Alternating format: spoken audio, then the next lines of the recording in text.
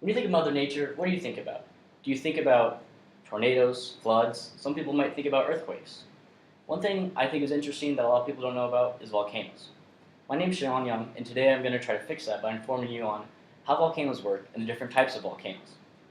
To do this, I'm going to first explain what tectonic plates are and the role they play in the formation of volcanoes. Then I'm going to talk about what magma is and the different ways that it's created. Then I'm going to talk about the different features of a volcano. And finally, I'm going to talk about the different types of volcanoes and how the eruption styles cause how they're formed. So first off, what are tectonic plates? What you need to know is that the Earth is set into four sections: the inner core, outer core, mantle, and crust. But for tectonic plates, we just want to look at the crust and upper mantle. The lithosphere is what tectonic plates are. They float on top of the asthenosphere because it is a ductile part of the mantle, so it floats on top of it like water does. The Earth is broken into 7 main tectonic plates and several smaller ones. They're able to move on top of the asthenosphere, and they either collide and go underneath each other, or they pull apart and diverge. So next I'm going to talk about what magma is. Magma is when that upper crust or mantle gets melted. That's when it turns into magma. So this can happen through 3 different ways. The first way this can happen is through the addition of water. By adding water, you create a lower melting point. So, for example, this oceanic crust or tectonic plate is going underneath that continental lithosphere, and the asthenosphere is then going to have a lower melting point, causing magma to be created.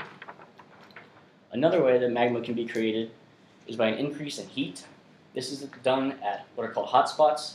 These are areas where the mantle is hotter than other parts, so as the tectonic plate moves over that part, it constantly is melting that, creating magma. The final way also creates a lower melting point is when the pressure is lowered. This happens when 2 plates diverge. The upper part of the mantle moves in to the lower pressure, and at lower pressure there's a lower melting point, so once again the magma is created through the melting mantle. Now next I want to talk about the main parts of volcano. So where does the magma go? The magma then rises because it's less dense than what's around it. It is then brought to the bottom of a volcano called the magma chamber. Pressure forces this magma up to the crater area, which is the top of the volcano, through a main pipe. Some volcanoes also have side pipes and side vents where the magma comes out. When the magma comes out, it is then known as lava. So, next I want to talk about the 3 types of volcanoes. The 3 types of volcanoes are the cinder, composite, and shield volcano. They are created by their different types of eruption styles. There's 2 main types of eruption styles. There's explosive and effusive. Explosive is more viscous magma, and it doesn't move or flow as easily, so it causes a bigger buildup in pressure, which is what causes that explosion and it shoots out, which is what most people kind of envision when they think about volcanoes. What comes out then is lava shooting straight into the air, as well as volcanic rock and ash, and the volcanic rock is called cinder. The other type of explosion is effusive explosion, which is very slow, coming out kind of like water because it flows easier. Because of this, there's no ash or rock being shot into the air. So the way that it creates these 3 different types of volcanoes based off of their eruption style is the first is the shield volcano at the bottom.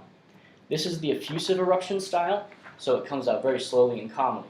And because of this, it flows very evenly all across, causing a very flat sort of volcano, and it takes up way more area horizontally.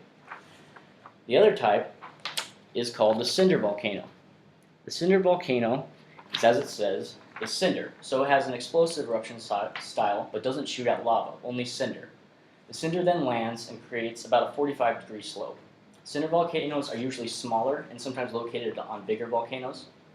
The final type of volcano is the composite volcano. The composite volcano is explosive, but unlike the cinder, it also shoots out lava. The lava doesn't flow as easily as the shield volcano though, so it doesn't make it all the way to the bottom. Because of this, as you go towards the center of a composite volcano, it becomes steeper.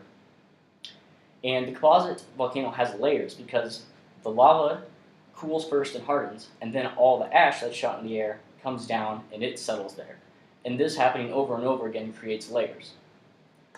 So now that I've told you what tectonic plates are, what magma is and how it's created, the different parts of a volcano, and the different types of volcanoes, I hope I have helped you understand how volcanoes work and the different types that there are.